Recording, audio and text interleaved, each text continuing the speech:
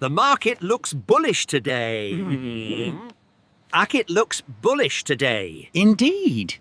You know, what if I told you that a bizarre experiment from back in 1968, one that involved building a paradise for mice, actually predicted our modern world with, well, terrifying accuracy? It was supposed to be a perfect society. Instead, it turned into a blueprint for total collapse. All right, let's get into it. And that, right there, was the chilling conclusion from the scientist who ran the whole thing. The mice weren't killed by hunger, or predators, or disease. Nope. They were killed by having everything they could ever possibly want. And that single, crazy idea is the mystery we're going to unpack today. So, the guy at the center of this whole story is a Dr. John Calhoun. He was a behavioral researcher, and he was absolutely obsessed with a question that, frankly, nobody else was asking. What actually happens to a species when you give it everything? Not scarcity, but total, overwhelming abundance.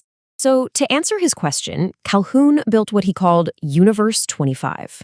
And look, this wasn't just some box. Oh no, this was a meticulously designed mouse heaven, a world with zero suffering, engineered to support a thriving, happy population. But this perfect design had a fatal flaw, and it wasn't one you could see. I mean, just imagine a world of absolute perfection. Calhoun got rid of every possible stressor. Unlimited food and water? Check. Perfect climate-controlled temps? You got it. No sickness, no predators, nothing. He even made sure there was space for almost 4,000 mice. And into this perfect world, he introduced just 8 healthy mice. Gave them the keys to the kingdom. And for a while, it worked. I mean, the population just exploded. But take a look at this timeline. Around day 315, something starts to go really, really wrong. The growth slows down, even with all the resources in the world. The population peaks at 2,200, which is way below the 4,000 capacity, and then it just stops. By day 920, every single mouse was dead. Extinction. So what in the world happened? Well, the problem wasn't a lack of resources, not at all. It was a complete and total collapse of mouse society. Calhoun just watched as all the normal behaviors, parenting, courtship, defending your turf, they all just started to break down. He gave this phenomenon a name, the behavioral sink. And here's the kicker.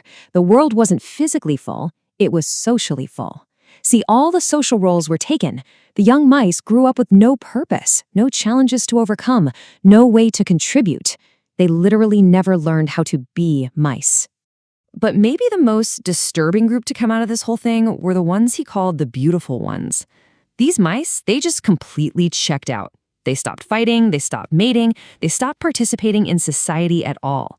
Their only activities were eating, sleeping, and just grooming themselves obsessively. They had these perfect, beautiful coats, but inside, they were empty, socially dead.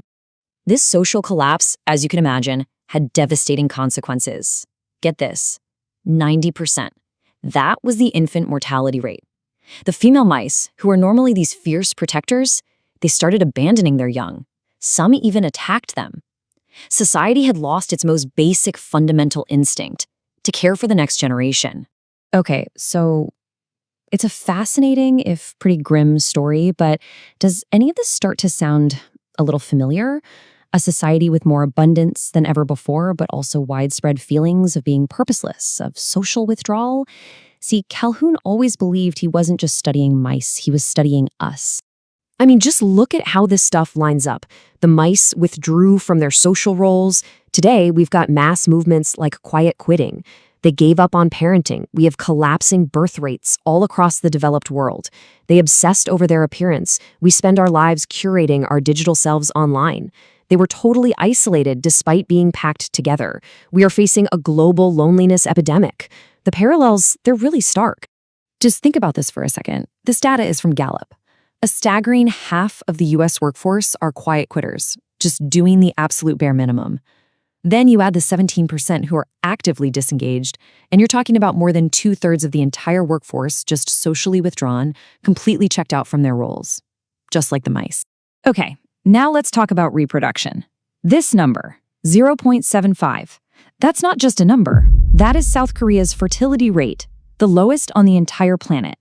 To keep a population stable, you need a rate of 2.1. So this isn't just a decline, it's a demographic cliff.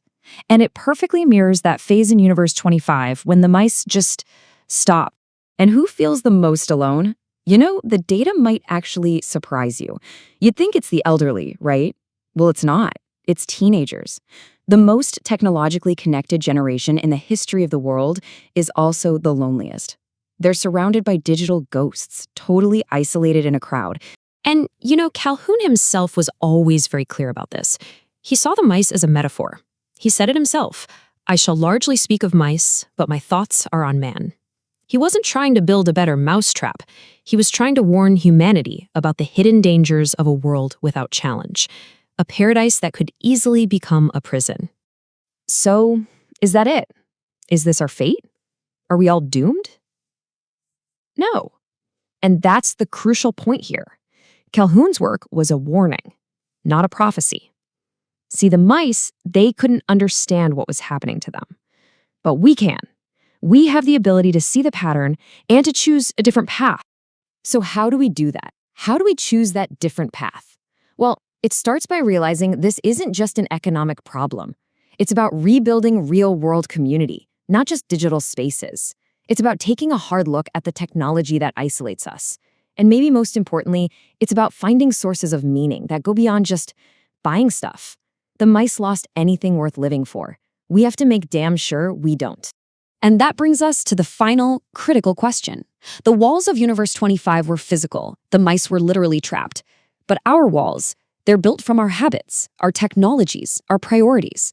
So the real question is, can we recognize the paradise prison we might be building for ourselves and find the will to simply walk out?